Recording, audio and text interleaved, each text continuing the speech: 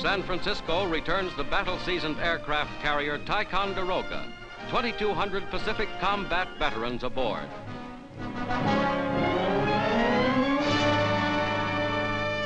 In one of the worst kamikaze attacks of the war, the Ticonderoga lost 144 of her crew and suffered heavy damage. Home at last, she shows no scars.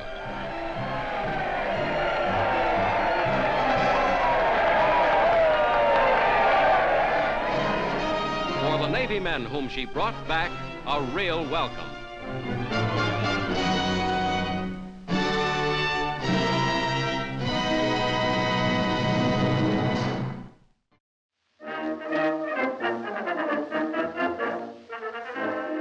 Hi everyone, Rick Russell here. Stand by for channel markers.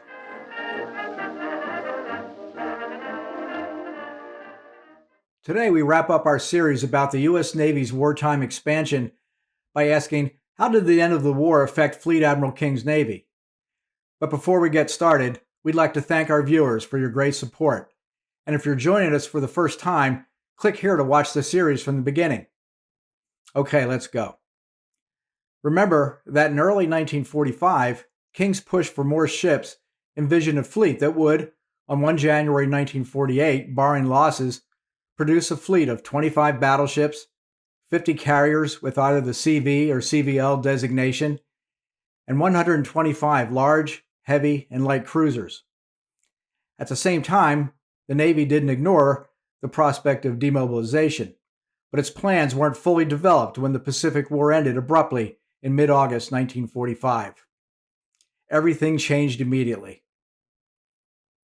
First, Operation Magic Carpet, the massive effort to bring servicemen home, mercifully replaced Operation Downfall, the invasion of Japan.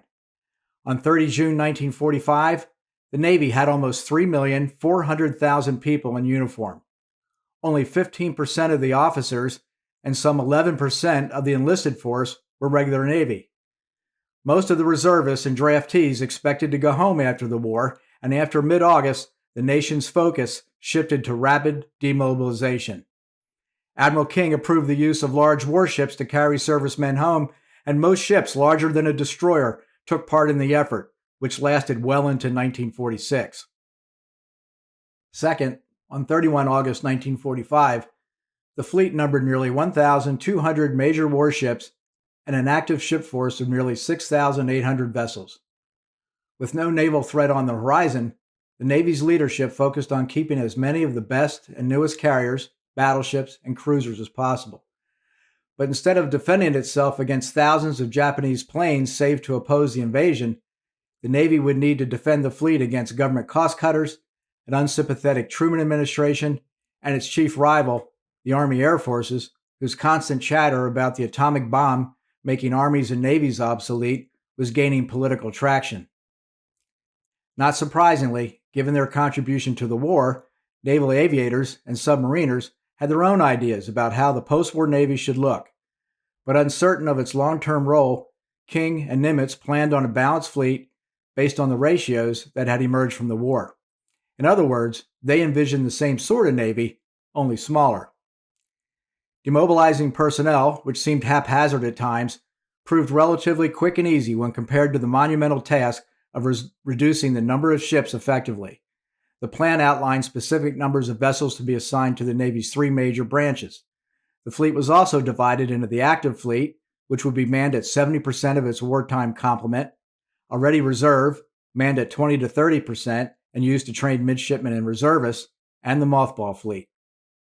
For starters, the overage, worn-out, and heavily damaged ships were deactivated first, some immediately. For example, 8 of 10 of Ryan's favorite class of cruisers, the old four-stacked Omaha class, were decommissioned before the end of 1945. Admirals went home too. Fleet Admiral King turned 67 years old on the day after Thanksgiving 1945. In October, he had disestablished his wartime office of Commander-in-Chief without bothering to inform Navy Secretary Forrestal. He also arranged for the politically savvy Fleet Admiral Nimitz to succeed him as Chief of Naval Operations on 15 December. Much of the negotiating and decision-making about the post-war Navy would fall on him. King and Nimitz agreed on most of the key subjects, including the value of both carriers and battleships.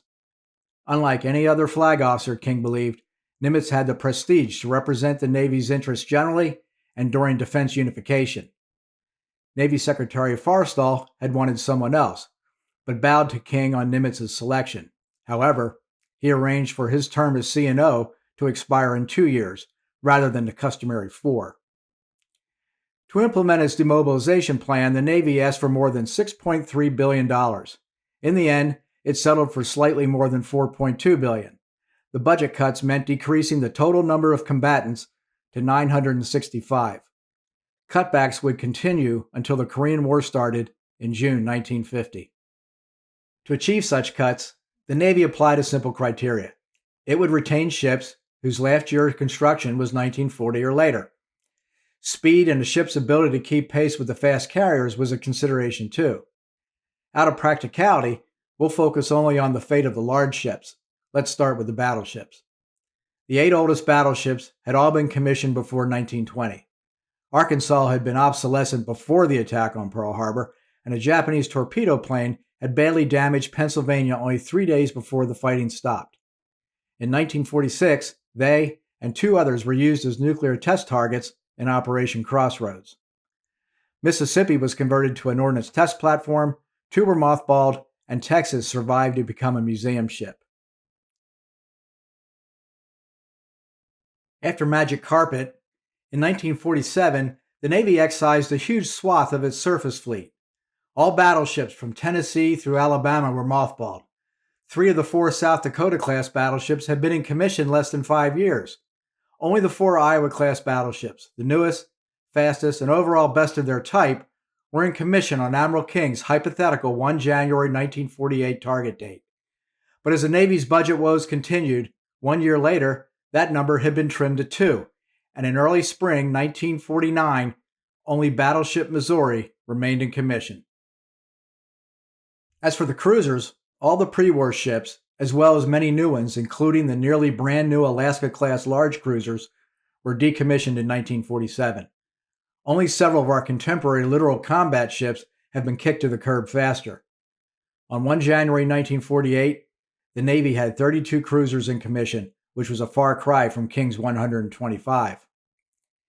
Here's a good place to mention the fate of ships under construction when the war ended. On VJ Day, 202 ships were under construction. Almost immediately, 56 of these were cut, but the Truman administration wanted more. Negotiations with the Bureau of the Budget produced rough guidelines. Ships over 90% complete would be finished, those between 50 and 90% would be laid up as is, and those below 50% complete would be scrapped.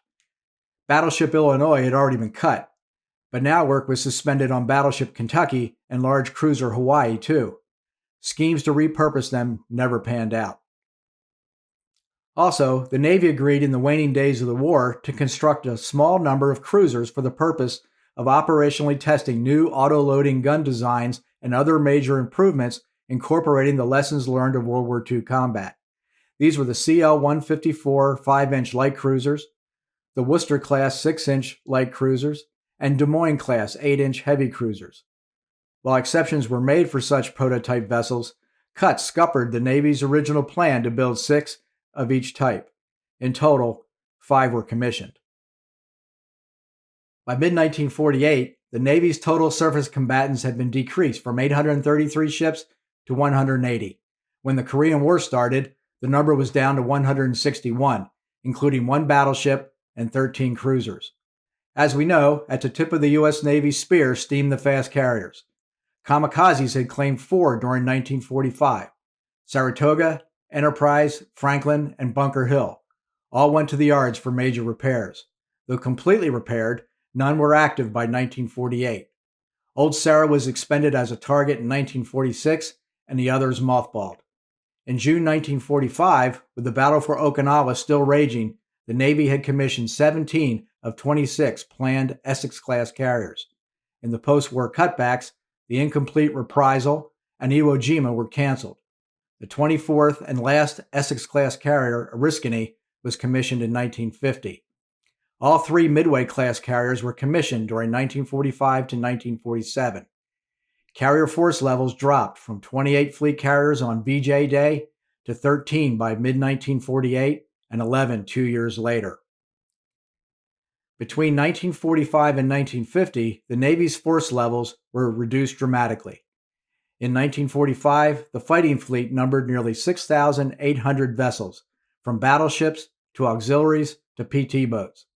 When the Korean War broke out, that number was 634. The Navy had approached demobilization with a rational process to downsize its immense World War II fleet, but then suffered a gradual erosion of its strength caused mostly by budget cuts that even Nimitz couldn't prevent. We started this series weeks ago by asking if the Navy built too many ships during World War II. But who could honestly say in 1943 or 1944 how many ships, or any other instrument of war for that matter, were too many or too expensive when the war's end wasn't clear, and while so much, starting with the lives of millions of fighting men on the front lines, was still at stake? On the other hand, when it came to big ships, King clearly had one eye on the Navy's post-war future. So what was left? The answer was a newer, more survivable, and more homogeneous, smaller fleet that remained indisputably dominant. It was King's Navy that was saved and sailed into the distant future. His strategy had paid off. That's all for this channel marker. Thanks for watching. Leave a comment or recommend another subject below. As always, please like and subscribe if you enjoyed this video.